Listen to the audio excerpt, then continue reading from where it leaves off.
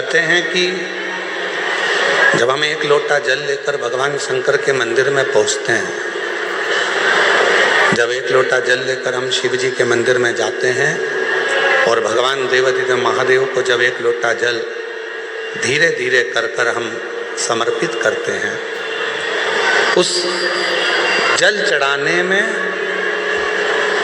जल समर्पित करने में हमारी कई वर्षों की साधना पूर्ण हो जाती है।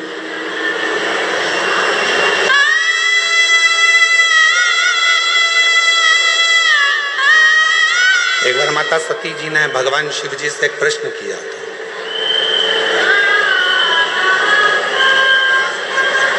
मां सती ने भगवान शंकर से प्रश्न किया कि बाबा मुझे एक बात बताइए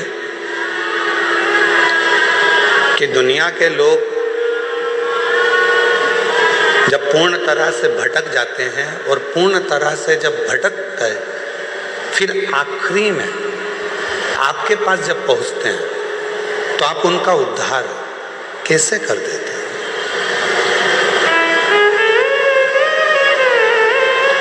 बहुत भटका, दुनिया के ठोकर खाई, दुनिया के धक्के खाए, बहुत दुनिया की चौखट पर हाथ पैर जोड़कर आया, तब जाकर आपके पास पहुंचा।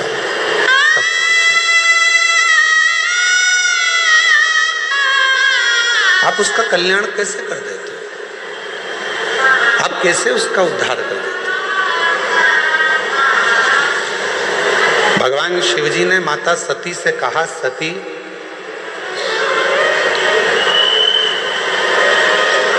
साढ़े 3 करोड़ रोम छिद्र ये मनुष्य के शरीर में है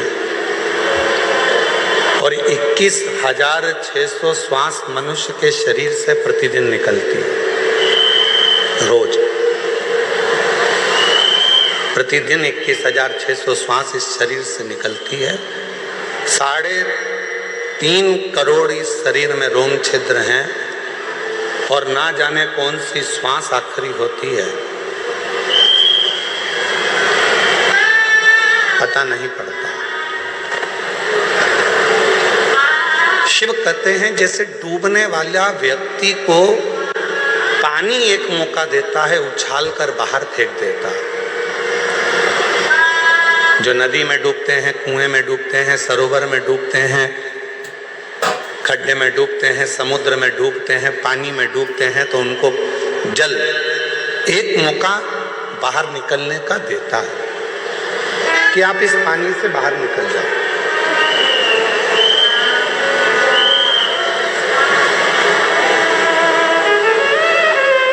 शंकर भगवान मां सती से कहते हैं जैसे पानी, जल डूबने वाले को एक मौका देता है पानी से बाहर निकलने का कि एक मौका मैं तुझे दे रहा हूं, निकल सके तो निकल।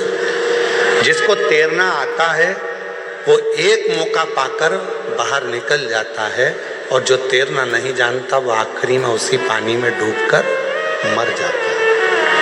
उसी में डूब गया और उसी में वो मर गया। डूबा, मरा। जैसे शिव कह रहे हैं कि पानी में डूबने वाले को एक मौका दिया जाता है, पानी एक मौका देता है कि निकल कर बाहर हो जा, उसी तरह संसार सागर में जब मनुष्य चारों तरफ से घिर जाता है, शरीर बीमारी में घिर गया, परिवार में धन नहीं है, बच्चों की उन्नति नहीं हो रही है, पूरा परिवार दुखी है, तब परमात्मा भी एक मौका देता है कि एक बार सब दूर तू घूम कर देख लिया है, अब एक मौका पा और डूबने से पहले शिव की शरण में चले जा। यदि तूने चरण पकड़ लिए तो तू पार हो।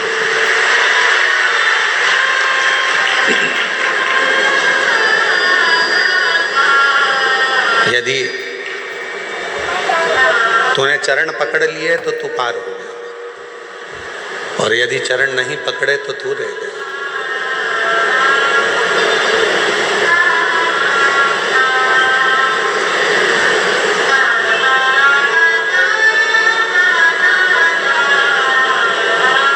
हम भारत में जन्मे हैं, इसलिए भारतीय नववर्ष मनाते हैं।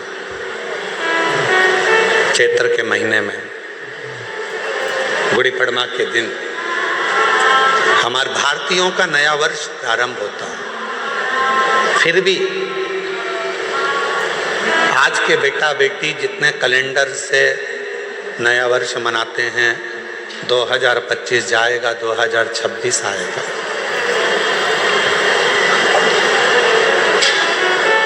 शिव महापुराण की कथा इस 2025 में आपके मुंबई में हो रही है। जब अगला 2026 आए तो यहाँ पर जितने शिव भक्त बैठे हैं वो भगवान से ऐसी प्रार्थना कर कर जाना कि मेरे भोले बाबा हमको उस लायक बनाना कि एक बार हम भी अपनी मुंबई में शिव महापुराण की कथा इतना सामर्थ्यवान हमको बनाना। अब उतना सामर्थ्यवान बनने के लिए आपको दो चीजें चाहिए। आप सब 2026 जब प्रारंभ हो तो दो चीजें अपने पास में रखना, एक मेहनत और दूसरा महादेव। अगर आपके पास में है तो आप 2026 में एक ना एक बार शिव पुराण की कथा जरूर करवा सकते हो। मेहनत और महादेव। आज व्यक्ति मेहनत से पीछे हट जाता है। शिव महापुराण की कथा कहती है दुनिया में ऐसा कोई कुर्सी नहीं, ऐसा कोई सिंहासन नहीं, ऐसा कोई पद नहीं जिस पे तुम नहीं बैठ सकते।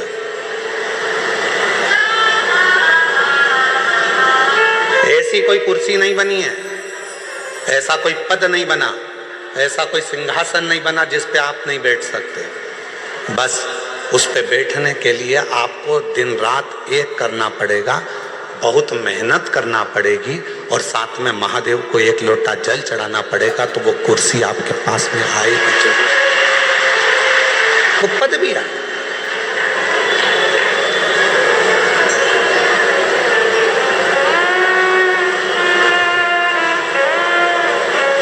एक लाइन है, जो डर गया जम के बोलो वो मर गया।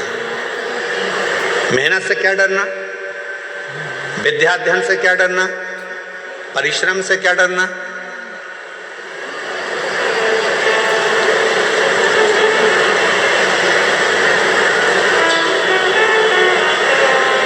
किसी ने कह दिया कि तू ये डॉक्टर की पढ़ाई नहीं कर सकता, तू नीट क्लियर नहीं कर सकता, तू आईएएस ऑफिसर नहीं बन सकता।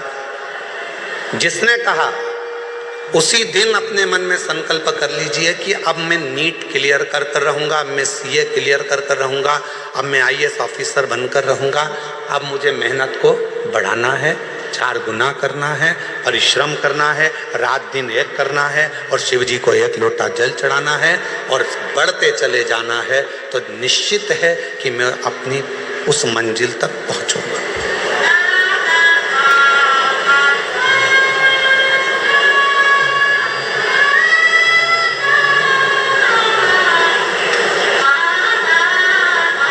शिव पुराण करती क्या है? शिव महापुराण का कार्य क्या है?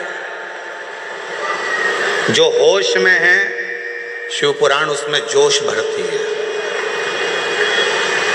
किसको जोश भर रही है? जम के बोलो, जो होश में है। शिव पुराण क्या करती है? जो होश में है उसको जोश भरती है। होश कैसा? कई लोग होते हैं नशे में रहते हैं, उनको होश ही नहीं रहता। कोई धन के नशे में है, कोई सत्ता के नशे में है, कोई वैभव के नशे में है, कोई अपनी वाणी के नशे में है, कोई अपनी काया के नशे में है, कोई अहंकार के नशे में इतना चूर रहता है कि उसमें फिर होश नहीं रहता, उसमें होश नहीं रहता। इतना नशे में डूबा रहता है कि वो होश खो बैठता है, उसके अंदर होश नहीं रहता।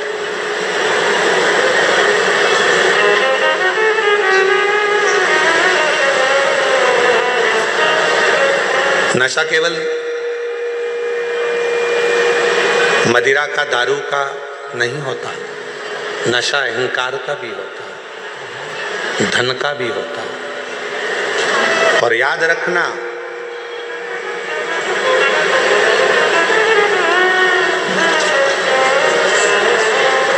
पानी में डूबोगे तो बचने के सार हैं,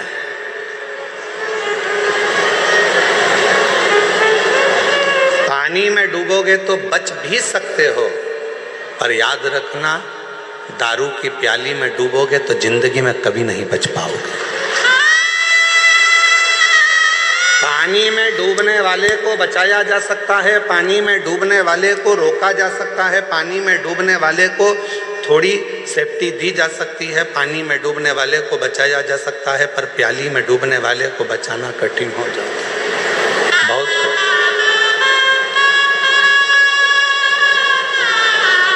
और उससे भी ज्यादा कठिन है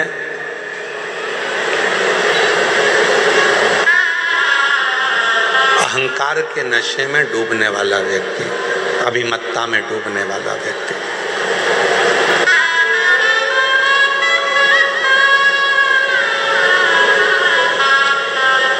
हमारे यहाँ तो कितनी सुंदर भाषा में कहा कि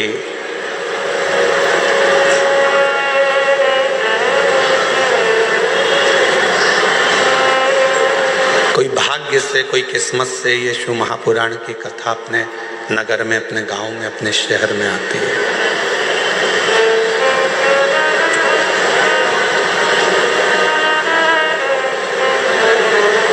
दौलत को पाके तुम कभी अभिमान ना करो, दौलत को पाके तुम कभी अभिमान ना करो, दौलत को पाके तुम कभी अभिमान ना करो, माटी में मिल जाती है दौलत कभी कभी, माटी में मिल जाती है दौलत कभी कभी, होती है अपने मुंबई में शिव पुराण कभी कभी, होती है अपने मुंबई में शिव पुराण कभी कभी। बेटे को पाके तुम कभी अभिमान ना करो, बेटों को पाके तुम कभी अभिमान ना करो, बन जाते हैं पड़ोसी बेटा कभी कभी, बन जाते हैं पड़ोसी बेटा कभी कभी,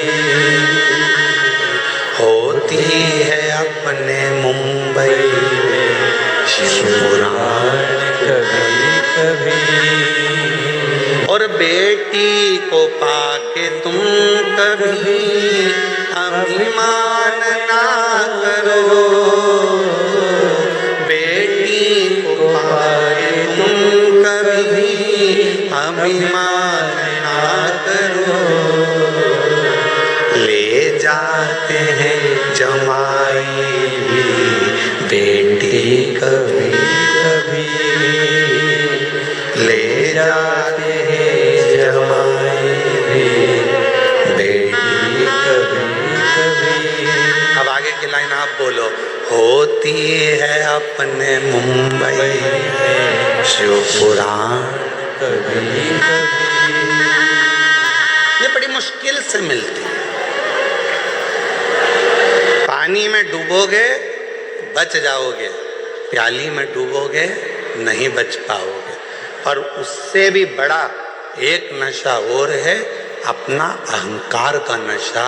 वो अहंकार का नशा जिस दिन सिर पर चढ़ जाता है तो लंका के राजा रावण को नहीं छोड़ा तो तुमको भी छोड़ नहीं पाता है, याद रखो। इसलिए अभिमान से थोड़ा सा बचना, अहंकार से थोड़ा सा बचना, और ये अहंकार इतना ना बढ़ जाए कि जिंदगी हमारी बर्बाद कर दे। शिव को पहचानो। शिव महापुराण में दक्ष प्रजापति का चरित्र आता है। दक्ष प्रजापति बड़ी सभा में सब बैठे थे। उस सभा में, दक्ष प्रजापति की सभा में भगवान देव अधिदेव महादेव का आगमन हो रहा, शिव आ रहे हैं। और दक्ष प्रजापति की सभा में भगवान शिव का आगमन हो रहा है, शंकर।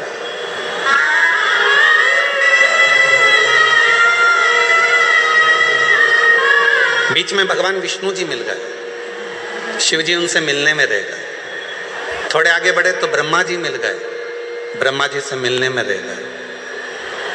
फिर और आगे बढ़े तो इंद्रदेव मिल गए, गरुण देव मिल गए, वरुण देव मिल गए। डीले कम कर दे बाबा। गरुण जी मिल गए, वरुण जी मिल गए, ऐसे सब मिलते गए तो भगवान शंकर उनमें मिलने में, सबसे मिलने में रह गए। और जो दक्ष प्रजापति था, जो सिंहासन पर बैठा हुआ था, दक्ष प्रजापति ध्यान नहीं दे पाए और शिव जी ने भी उन पर ध्यान नहीं दिया और अपने सिंहासन पर जाकर भगवान देव अधिदेव महादेव बैठ गए। शिव बैठे, दक्ष प्रजापति उठकर खड़े हो गए, क्रोध में आ गए। हे शिव, मैंने अपनी बेटी सती का विवाह तेरे साथ में करा है, तुम्हारे साथ में सती को ब्याया है, और तुम मेरे दामाद होकर तुमने मुझे प्रणाम नहीं किया।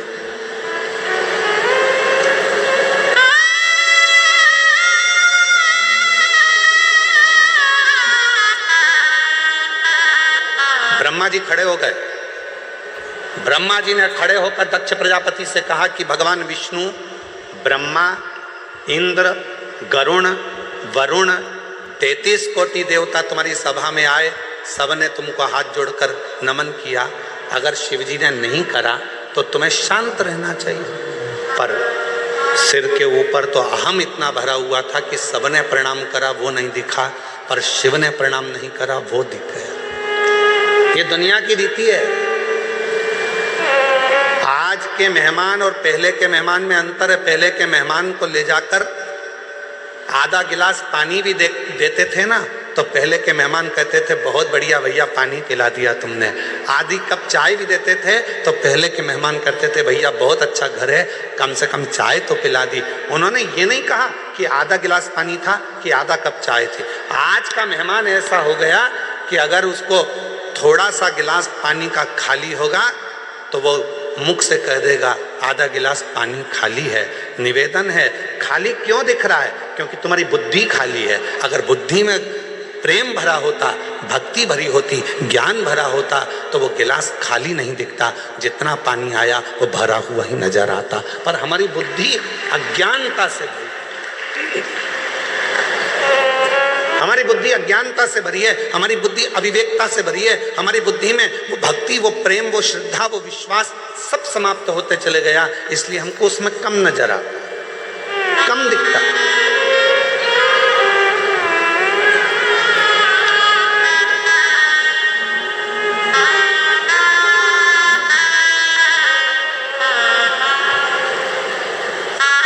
महाराज,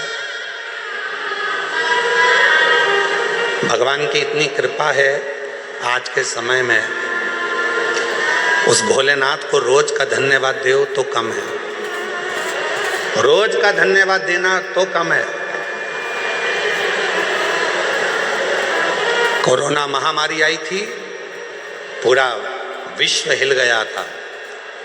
तुम्हारे आसपास में भी ना जाने कितने जवान की जवान बेटा बेटी चले गए होंगे।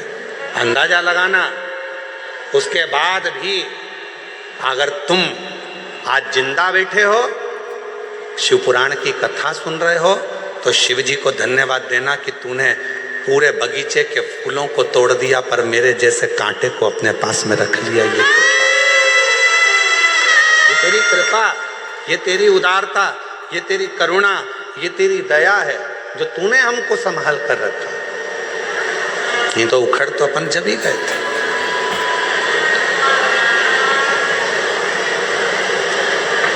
एक होती है गुलाब जामुन, एक होता है गुलाब का फूल। किस किस ने देखी दोनों चीजें? हाथ उठाओ जल्दी से। सबने देखी है? अरे बोलो तो जम के। क्या क्या? गुलाब जामुन और गुलाब का फूल। किसी पंडित जी से पूछना, किसी ज्योतिष आचार्य से पूछना, इन दोनों की राशि एक ही है।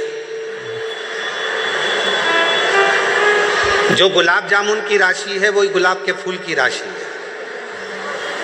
दोनों में सबसे ज्यादा यश में कौन रहता है? गुलाब जामुन।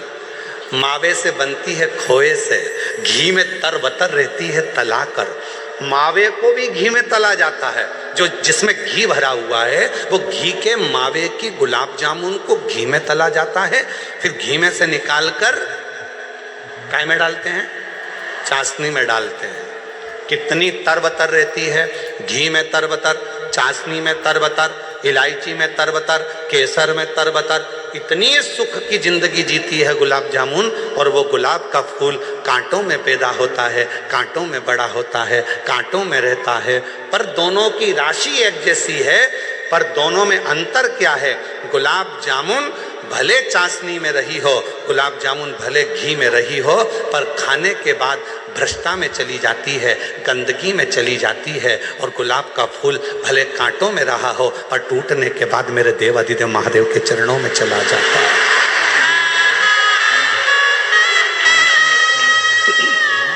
शिव के चरणों में, भगवान शंकर के चरणों में चला जाता है। राशि एक ही है, गुलाब का फूल और गुलाब जामुन की राशि एक ही है। पर याद रखना, सुख मिल रहा है वो परमात्मा से दूर है, दुख मिल रहा है परमात्मा के नजदीक है, परमात्मा के नजदीक।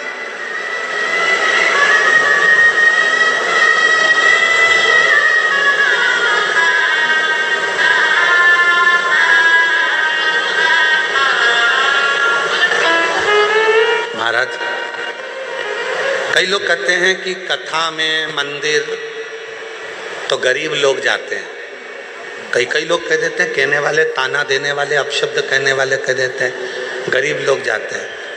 तो फिर वो विचार करिएगा, अंबानी परिवार भी तो भगवान के मंदिर में जाकर, हर तीर्थ में जाकर खड़ा होता है। बिरला परिवार भी हर तीर्थ में खड़ा होता है। बड़े बड़े उद्योगपति भी भगवान की अविरल भक्ति में जाकर खड़े होते हैं। क्यों खड़े होते हैं? क्योंकि उनको मालूम है जो सुख धन में नहीं है, जो सुख गाड़ी में नहीं है, जो सुख बंगले में नहीं है, वो सुख परमात्मा की कथा में और भगवान के मंदिर में है, परमात्मा की शरणागति में। वो सुख कहीं नहीं मिल सकता। एसी के रूम में तो हमेशा ही रहते हो, अच्छी अच्छी गाड़ियों में तो हमेशा ही घूमते हो, दिल्ली के मुंबई के ट्रैफिक में तो हमेशा ही फंसते हो। मुंबई के ट्रैफिक में फंसोगे उसका कोई फल नहीं मिलना है, पर शिव महापुराण के ट्रैफिक में फंस गए तो उसमें भी तुम्हारा कल्याण निश्चित है। ये शिव पुराण का ट्रैफिक है। हो सकता है 1.5 घंटा 2 घंटा ट्रैफिक में जाम में तुम फंस जाओ, चिढ़ना मती, हताश मत होना। शंकर भगवान चाहता है मेरे पास से जा रहा है, धीरे धीरे जाएगा। हो सकता है 3 महीना तो दूर, मैं आज की आज तेरी जिंदगी पलट कर रख दूं, दूसरा दिन तुझे क्या दे दूं? आज मैं तेरा जीवन पलट दूं, आज मैं कृपा कर दूं तुझ पर। क्यों चिंता करता है? तुम मेरे लिए चलकर आया है। शिव महापुराण की कथा कहती है, तुम किसी के घर में जाओगे तो कोई तुम्हारे घर में, बोलो बोलो बोलो, आएगा। तुम किसी की शादी में जाओगे तो कोई तुम्हारी शादी में आएगा। और सीधी सीधी बात है, तुमने अपने रिश्तेदार के यहाँ शादी में अपनी बहू को भेज दिया कि तू चली जा, तो तुम्हारे यहाँ भी अगर दुख आएगा तो भोलेनाथ भी कह देगा यमराज तू चले जा, मैं क्या करूँगा, मैं क्यों जाऊँ, तू जा। ये तो रिश्तेदारी वाली बात है। आपका संबंध कैसा है, आपका रिश्ता कैसा है, आपके नाते कैसे हैं, आपका संबंध किस भाव का है, ये आपके ऊपर निर्भर करता है।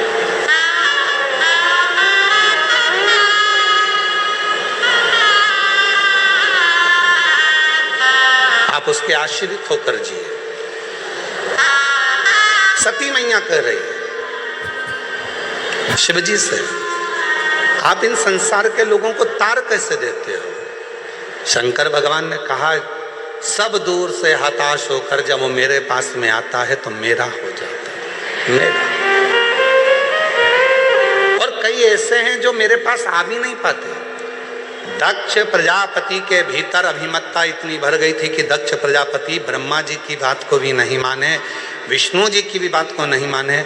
आखिरी में दक्ष प्रजापति ने श्राप दे दिया भगवान भोलेनाथ को कि तुम मेरे दामाद होकर, जमाई होकर तुमने मुझे प्रणाम नहीं करा, मैं तुम्हें श्राप देता हूं कि तुम शमशान में निवास करोगे।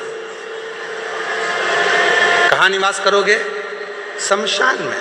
शंकर भगवान सिंहासन से उठ गए, नाचने लगे, बहुत आनंद में अपना डमरू बजाने लगे। तो भगवान विष्णु जी ने पूछा कि तुम्हें तुम्हारे ससुर ने श्राप दिया है शमशान में रहने का और तुम नाच रहे हो? शंकर भगवान बोले मेरे ससुर जैसा दुनिया में कोई ससुर नहीं होगा। उसने मेरे लिए कितना अच्छा सोचा। उसको मालूम है आने वाले समय में लोग जगह जगह आक्रमण कर लेंगे, अतिक्रमण कर लेंगे, पर एक ही जगह रह जाएगी शमशान, जहाँ दुनिया का कोई अतिक्रमण नहीं होगा। शिव जी को मुझे आज वो स्थान दिया है जहाँ कोई अतिक्रमण नहीं करता, किसी पर कोई उस पर कब्जा नहीं करता।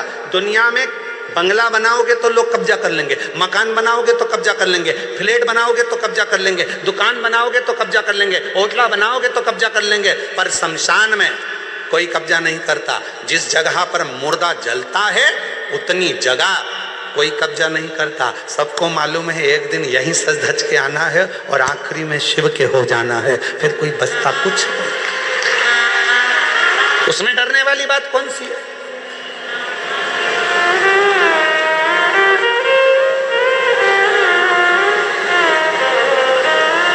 और तेरे भरोसे मेरी गाड़ी, तू जाने तेरा काम जाने। तेरे भरोसे मेरी गाड़ी, तू जाने तेरा काम जाने। तू जाने तेरा काम जाने, तू जाने तेरा काम जाने, तू जाने तेरा काम जाने, तू जाने तेरा काम जाने। तेरे भरोसे मेरी गाड़ी, तू जाने तेरा काम जाने। तेरे भरोसे में जी रहा हूं, कुछ भी नहीं है, कुछ भी नहीं। हम उस पर आश्रित हो जाएं।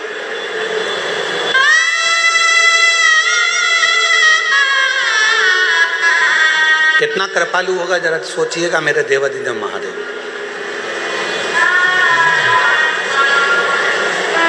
एक मधुरा नाम की अप्सरा थी, बहुत सुंदर थी, बहुत सुंदर। इतनी सुंदर अप्सरा थी, इतनी सुंदर अप्सरा थी कि उसको कोई देख लेता था तो कहते हैं कि वो 100-200 साल तो वहीं एक जगह पर खड़ा रह जाता था। इतनी सुंदर अप्सरा थी मधुरा, इतनी सुंदर।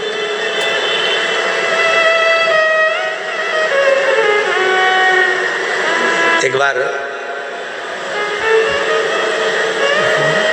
बाबा भोलेनाथ जी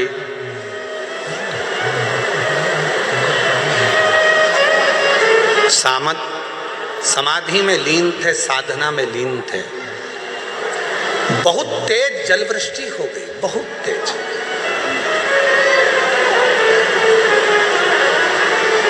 इतना तेज जलवृष्टि हुई, इतनी तेज जलवृष्टि हुई, पूरा जल भगवान शंकर की साधना पर गिर रहा था, शिव पर गिर रहा था। शंकर भगवान बड़े सुंदर दिख रहे थे, बड़े सुंदर।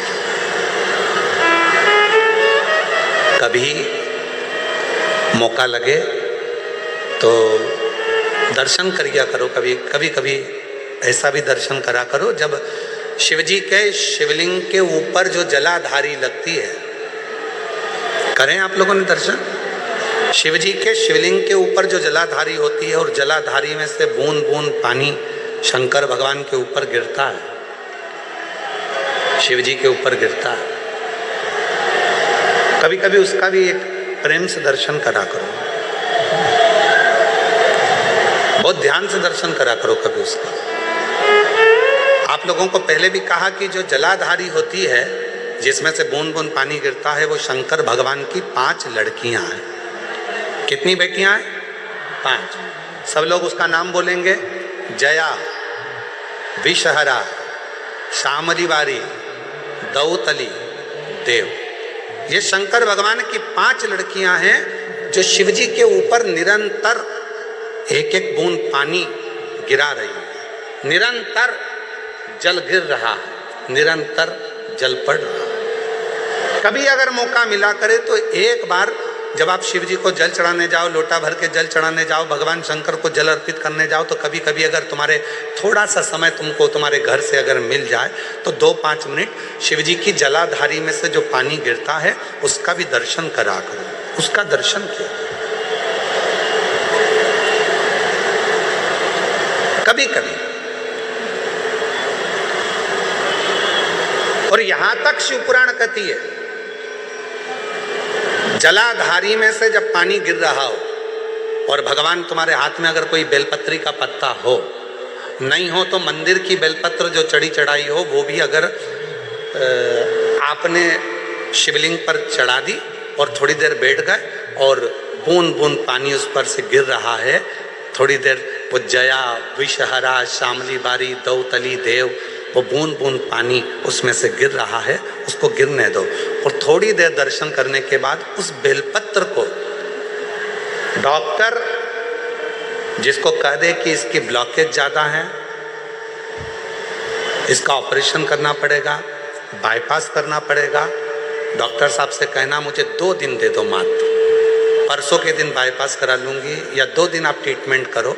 2 दिन जो शिव जी के जलाधारी में से पानी गिरता है, जया, विषहरा, शामली बारी, दौतली, देव, जो पानी को गिरा रही होती हैं, उसके नीचे रखी हुई बेलपत्र को यदि जिसके हार्ट में प्रॉब्लम हो, जिसके थायराइड की प्रॉब्लम होती है, अगर वो बेलपत्र को अगर उस व्यक्ति को 2 दिन एक चढ़ी हुई बेलपत्र, फिर एक चढ़ी हुई बेलपत्र 2 दिन खिला दीजिए और तीसरे दिन फिर जांच कराइए, डॉक्टर आपको बोलेगा कि अभी ऑपरेशन की जरूरत नहीं है, दवाइयों से आराम लग जाए,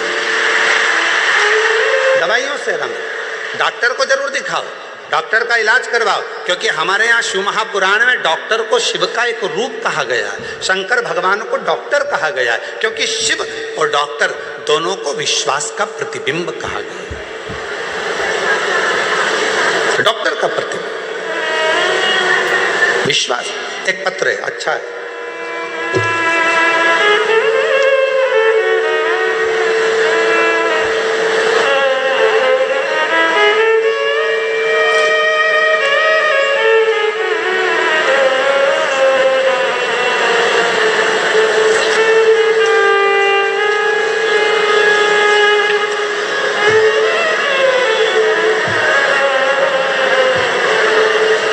देखिए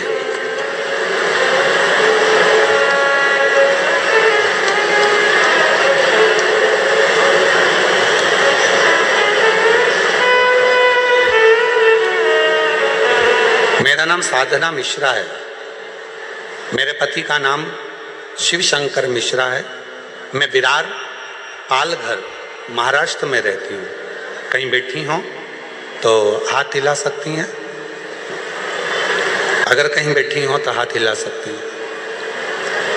मेरा नाम साधना मिश्रा है, मेरे पति का नाम शिव शंकर मिश्रा है।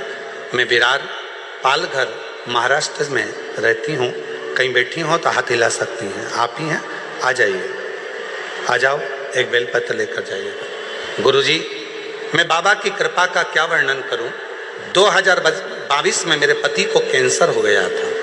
टाटा हॉस्पिटल मुंबई में मैंने दिखाया, डॉक्टर बोले 4थे स्टेज का कैंसर है, मात्र 6 महीने की इनकी उम्र है, तुम इनकी सेवा कर लो और इससे ज़्यादा कुछ नहीं है। ऑपरेशन भी कराओगे, सफलता इसमें नहीं है, क्योंकि 4th स्टेज का है, ये नहीं बचेंगे, इनको आप घर ले जाओ। हमने डॉक्टर से कहा आप दवाइयाँ दीजिए, बाकी का शिव जी पर छोड़ दिया। गुरुदेव, एक रिश्तेदार ने कहा सियोर वाला बाबा कथा कहता है, वो वर्णन करता है कि शिव पर चढ़ी हुई बेलपत्र यदि खिलाई जाए शंकर पर चढ़ा हुआ पानी पिलाया जाए और घर से 1 लोटा जल रोज ले जाकर चढ़ाया जाए तो उसका फल मिलता है। गुरुदेव, मैं तो जानती भी नहीं थी। किसी के कहने पर मैं सीहोर पहुंच गई।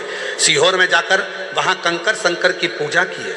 गुरुदेव, सीहोर गए, वहां जाकर कंकर शंकर की पूजा की है। वहीं से एक रुद्राक्ष मांग कर लाए, वही गलाकर बाबा को चढ़ाते और वही जल अपने पति को पिलाते। एक बेलपत्र बाबा से मांग कर लाती और शिव जी की बेलपत्र अपने पति को खिला देती। आज डॉक्टर ने 2022 में गुरुदेव केवल 6 महीने दिए थे। आज मेरे बाबा की कृपा से उनको पूर्ण तरह से कैंसर में आराम मिल गया और बाबा की कृपा से वो ठीक हैं। ये शिव की कृपा है। गुरुदेव, एक बात और कहना चाहती हूँ। मेरा लड़का गुरुदेव, मेरा लड़का नीट की तैयारी कर रहा था लेकिन निकल नहीं पा रहा था। तब मैं उसको सूरत में जब कथा हो रही थी वहाँ पंडाल में लेकर गई, क्योंकि मैंने सुना था पंडाल में बैठकर जो मांगा जाता है शिवजी 3 महीने के अंदर जरूर देते हैं। मैंने अपने लड़के से कहा तू मुझे मेरे साथ सूरत चल। मेरा लड़का सूरत गया। कथा के पंडाल में बहुत भीड़ थी। हम लोग एक कोने में जाकर बैठ गए, कथा सुनी। वहाँ की मिट्टी को मैंने अपने बेटे के मस्तक पर लगा दिया और कहा यहाँ प्रणाम कर कर चल, बाबा से बोल कर चल कि नीट क्लियर हो जाएगा, मैं पंडाल में कथा सुनूंगा।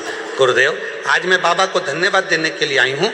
मेरे लड़के ने सूरत से आने के बाद आपके कहने पर पढ़ाई को 4 गुना बढ़ाया, रात दिन एक कर दिया और बाबा की कृपा से वो नीट क्लियर कर लिया। आज मेरा लड़का नांदेड़ में MBBS की डॉक्टरी की पढ़ाई कर रहा है। मैं बाबा को यहाँ प्रणाम करने के लिए आई। ये शिव भक्ति, ये शिव की उपासना है, ये शिव की साधना है, ये शिव की कृपा है, ये करुणा, ये दया है।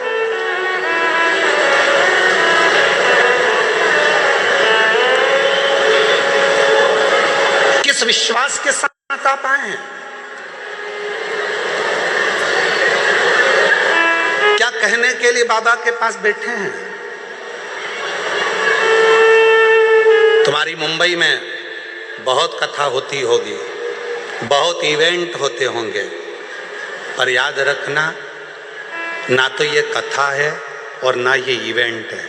यहाँ तो जितनी बेटियां और जितने बेटे आए हैं वो अपने पिता से, देवाधिदेव महादेव से बात करने के लिए आए हैं, अपने बाप से मिलने के लिए। वो अपने पिता से मिलने के लिए आए, अपने दिल का भाव कहने के लिए आए। ये इवेंट नहीं है, ये बाबा का घर है, ये बाबा का दर है। कहते हैं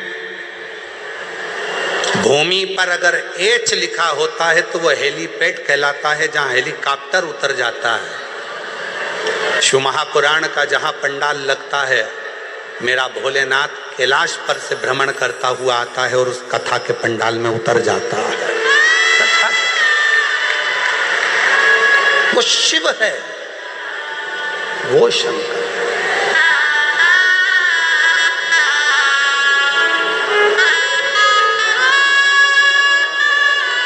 और मेरे भोले तेरा सहारा है, मेरे भोले तेरा सहारा है, मेरी नैया का तो किनारा है, मेरी नैया का तो किनारा है। मेरे बाबा तुझे पुकारा है, मेरे बाबा तुझे पुकारा है, मेरी नैया का तो किनारा है, मेरी नैया का तो किनारा है।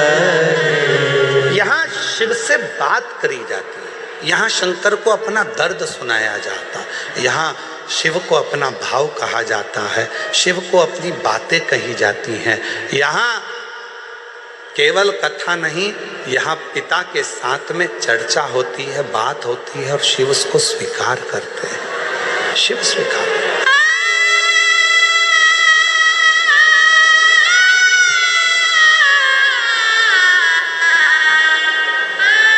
आप में से कितनी माताएं हैं जो सब्जी बनाती हैं रोज, अपने अपने घर में जो सब्जी बनाती है? सब बनाती हो? ठीक है। सब्जी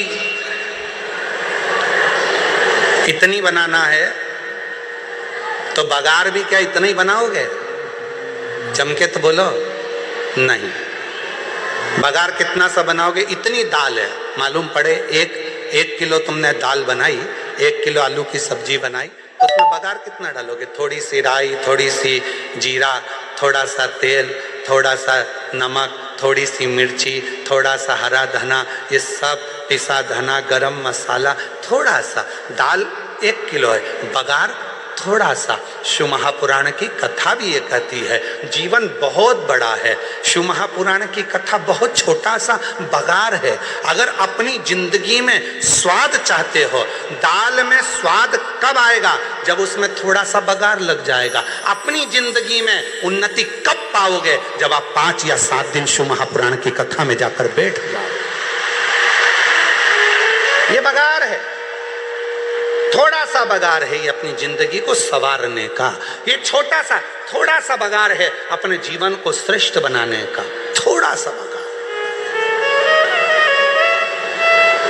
उसमें श्रेष्ठता है, उसमें सुख का अनुभव होगा, उसमें आनंद का अनुभव होगा। आ जाइए, आ जाओ।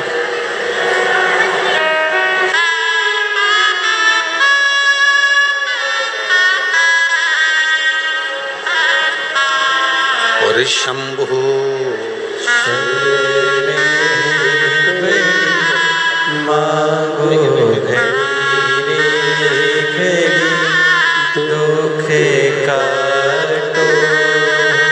जोरदार ताली बजाओ।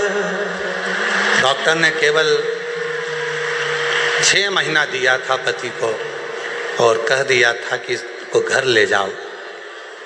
4th स्टेज का कैंसर था और ऑपरेशन भी नहीं हो सकता, बचना मुश्किल है। शिव पर भरोसा किया और बाबा की कृपा से 2022 से आज 2025 हो गया। शिव का जल पीते हैं, बेलपत्र खाते हैं और अपनी मस्ती में अपने काम धंधे पर जा रहे हैं। शिव कृपा। बेटा नीट क्लियर नहीं कर रहा था तो सूरत की कथा में पहुंच गई और वहां बैठकर बेटे को कथा सुनवाई, प्रार्थना कराई, विनती करी। शिव की कृपा से आज नांदेड़ में MBBS कर रहा है। शिव उपासना, शिव भक्ति।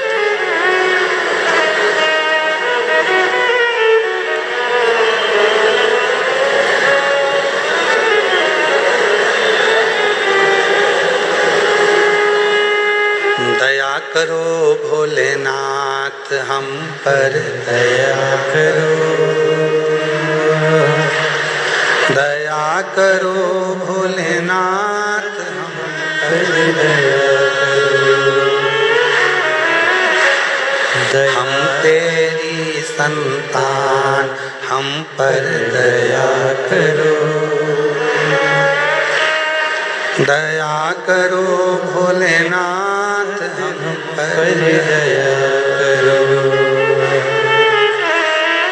दया करो भोलेनाथ हम पर दया करो, हम तेरी संतान हम पर दया करो। उससे प्रार्थना करें, निवेदन करें। सती माँ शिव जी से कह रहे, वर्णन आया एक मधुरा नाम की अप्सरा, इतनी सुंदर, इतनी सुंदर, शिव जी के ऊपर जल गिर रहा था और मधुरा उनको खड़ी होकर देख रही थी।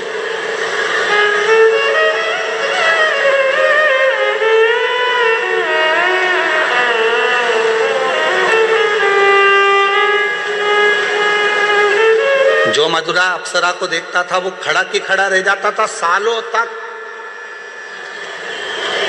पर शिवजी के सामने मधुरा अप्सरा पहुंची, पर भगवान देवाधिदेव महादेव ने अपने नेत्र तक नहीं खोले। भगवान शंकर नेत्र नहीं खोले।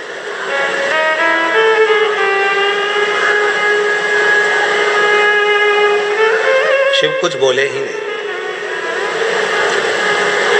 रोज प्रतिदिन मधुरा अप्सरा आती, नृत्य करती, नाचती, चली जाती। रोज आती, रोज नृत्य करती, नाचती, चली जाती, प्रतिदिन।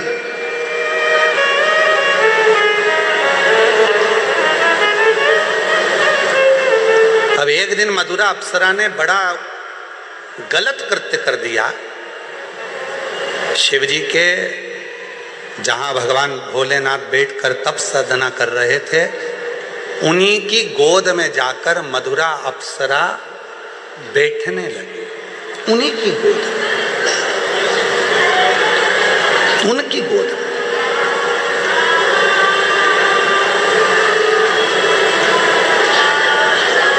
मेरी जीजियों, मेरे जीजाओं, मेरी बेटियों, बेटाओं, मेरी माता, मेरे बुजुर्ग माँ बाप, एक बात अपने अंदर उतार कर रखिएगा। शिव के मंदिर में जब जल चढ़ाकर आप वापिस आए, भगवान शंकर के मंदिर में जब जल चढ़ाकर आप वापिस लौटे, वापिस आए अपने घर की ओर, तो एक बार जल चढ़ाकर जब पीछे आप वापिस आ रहे हैं, तो एक बार दरवाजे के पास खड़े होकर या नंदी के पास खड़े होकर देवाधिदेव महादेव को नमन जरूर करा करो।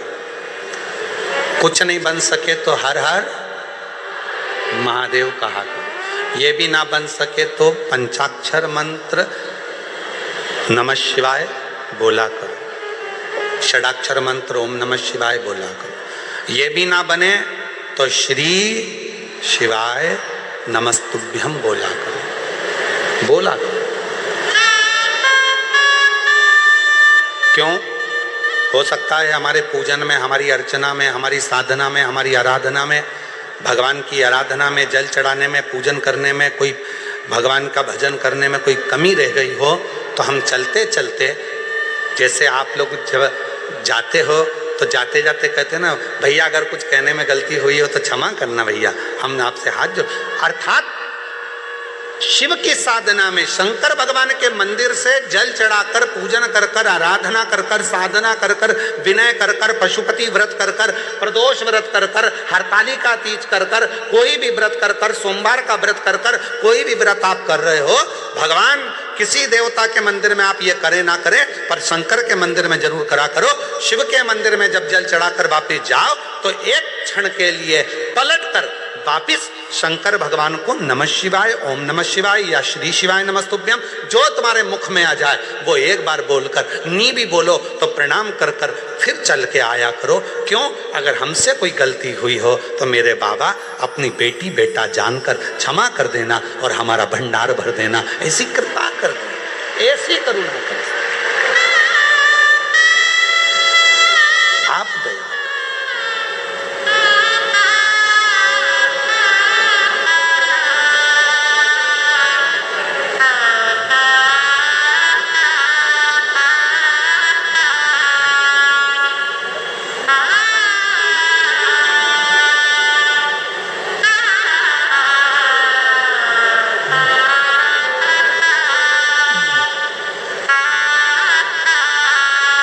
फिर शिव आएगा। जब आप नमन कर कर, प्रार्थना कर कर, विनय कर कर जाओगे तो फिर आएगा।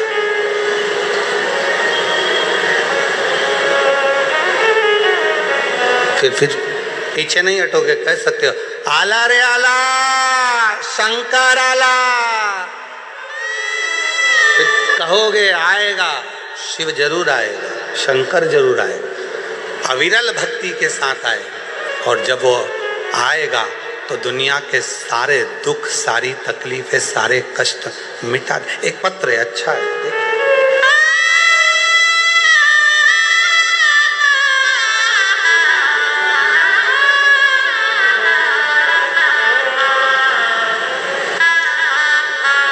मैं राधा चौरसिया, मेरे पति का नाम अजय चौरसिया, मैं नेरुक निवासी हूँ, मुंबई में रहती हूँ। एक लोटे जल का वर्णन करना चाहती हूँ। कहीं बैठी हो राधा चौरसिया, पति अजय चौरसिया, आप ही हैं? आ जाओ, एक बेलपत्र लेकर जाना। बच्चा आया है साथ में तो उसको लेकर आइएगा। मैं राधा चौरसिया, मेरे पति का नाम अजय चौरसिया, मैं नेरुक के निवासी हूँ, मुंबई में रहती हूँ। एक लोटे जल का मैं वर्णन करना चाहती हूँ। मेरी शादी को 15 साल हो गए थे, औलाद का सुख नहीं था। 2022 में मेरी मम्मी ने आपके कथा के बारे में बताया था। आपने जिस तरह बताया था एक लोटा जल सारी समस्या का हल, तो मैंने वैसा ही किया और मैंने सफेद आंकड़े की जड़ का उपाय भी किया। गुरुदेव, एक बार उपाय किया, सफलता नहीं मिली। फिर मैंने अपनी माँ के कहने पर माता को कहा, मम्मी मैंने कर कर देख लिया, फल तो मिला ही नहीं। मेरी माँ ने कहा, एक काम कर, टीवी के सामने आसन लगा, पशुपतिनाथ का व्रत कर और शिव महापुराण की कथा सुन। गुरुदेव, मैं आपको जानती नहीं थी, केवल मोबाइल पर आपकी कथा सुनती थी और टीवी के सामने बैठकर आसन लगाकर आपकी कथा सुनना प्रारंभ करी। आज बाबा की ऐसी कृपा हुई गुरुदेव, मैं धन्यवाद देती हूँ यजमान परिवार को, जिन्होंने हमको आपका दर्शन करने का सौभाग्य प्राप्त हुआ। गुरुदेव, 15 साल डॉक्टरों का इलाज कराती रही पर औलाद का सुख नहीं आया। कई बार तो डॉक्टरों ने कह दिया कि तुम कभी माँ का सुख नहीं देख पाओगी। यहाँ लिखा है उन्होंने, माँ बनने का सुख, माँ बनने का सुख तुम्हें नहीं मिलेगा, ये डॉक्टर कह रहे थे। पर गुरुदेव, मैंने आपकी कथा पर भरोसा कर कर कथा सुनना प्रारंभ करी और बाबा की कृपा से मेरा गर्भ ठहर गया और 27 अगस्त 2025 को मेरे बाबा की कृपा से मेरे यहाँ 16 साल के बाद संतान की प्राप्ति हो गई। मैं शिव को नमन करता हूँ। 16 वर्ष के बाद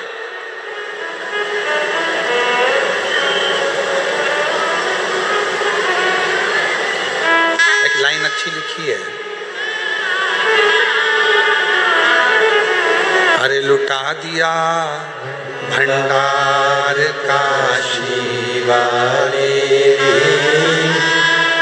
कर दिया माला माल काशी वाले, लुटा दिया भंडार काशी वाले, कर दिया माला माल काशी वाले, जो जैसी भावना लाया वो वैसा ही फल पाया, नहीं खाली उसे लौटाया, वो मन ही मन हर्षाया, कर दिया माला माल काशी वाले, लुटा दिया भंडार काशी वाले, लुटा दिया भंडार काशी वाले, कर दिया माला माल काशी वाले। शिव की आराधना से भगवान शंकर की कृपा और उसकी साधना से क्या नहीं मिल सकता, क्या प्राप्त नहीं हो सकता।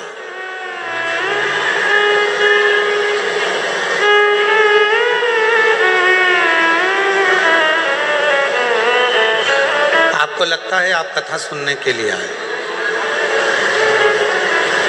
आपको लगता है कि आप कथा श्रवण करने के लिए आए, पर हमें नहीं लगता कि आप कथा सुनने के लिए आए। हमें तो लगता है हमारे भोले बाबा को, सीहोर वाले कुबरेश्वर बाबा को आपकी गोदी में कुछ देना होगा, इसलिए आपको यहाँ बुलाकर बिठा दिया। आपकी झोली में कुछ देना होगा, इसलिए वो बुलाया। उसको देना नहीं होता, ट्रैफिक में फंसा देता, आने ही नहीं देता। उसको देना नहीं होता तो तुम कितना भी दम लगा लो, तुम कथा के पंडाल में पहुंच ही नहीं पाते। कितना ही दम लगा लेना, पहुंच नहीं सकते। उसको नहीं देना होता तो वो तुमको यहाँ तक पहुँचने भी नहीं देता। आसपास कॉलोनी में घुमाता रहता और 2 बजे से 5 बजे का पूरा समय निकाल देता। तब आखिरी में तुम्हें 5:30 बजे यहाँ लेकर आता जब कथा ही पूरी हो जाती। उसको नहीं देना होता तो वो कुछ ना कुछ तुम्हारे घर में काम लाकर खड़ा कर देता, कोई समस्या आकर खड़ी हो जाती। पर उसने सारे रास्ते अगर क्लियर रखे हैं, कहीं जाम ही नहीं मिल रहा है, बिल्कुल एकदम क्लियर रास्ता बनाकर तुम्हें कथा तक पहुंचा दिया। समझ लेना कि शंकर की कृपा होना प्रारंभ हो गई। शिव अब देने को तैयार बैठा है। सब कुछ हरी झंडी, फाइल यहां से निकली वहां पहुंच गई, वहां से फाइल निकली वहां पहुंच गई, वहां से फाइल निकली वहां पहुंच गई। समझ लेना कि मतलब फाइल आगे बढ़ रही है, मतलब किसी पहचान वाले का फोन पहुंच चुका है, इसलिए फाइल आगे बढ़ रही है। तुम कथा तक पहुंच रहे हो, समझ लेना मंदिर तक पहुंच रहे हो, तो शिव ने करुणा कर दी है और करुणा का फल तुम्हें प्राप्त हो रहा है जो तुम पहुंच चुके हो।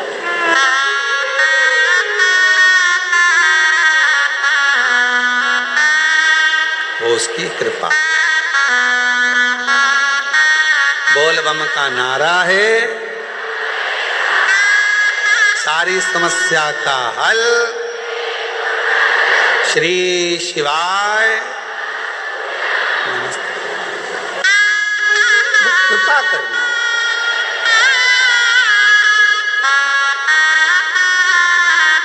करुणा करने वाला, दया करने वाला, कृपा सागर, दया सागर है।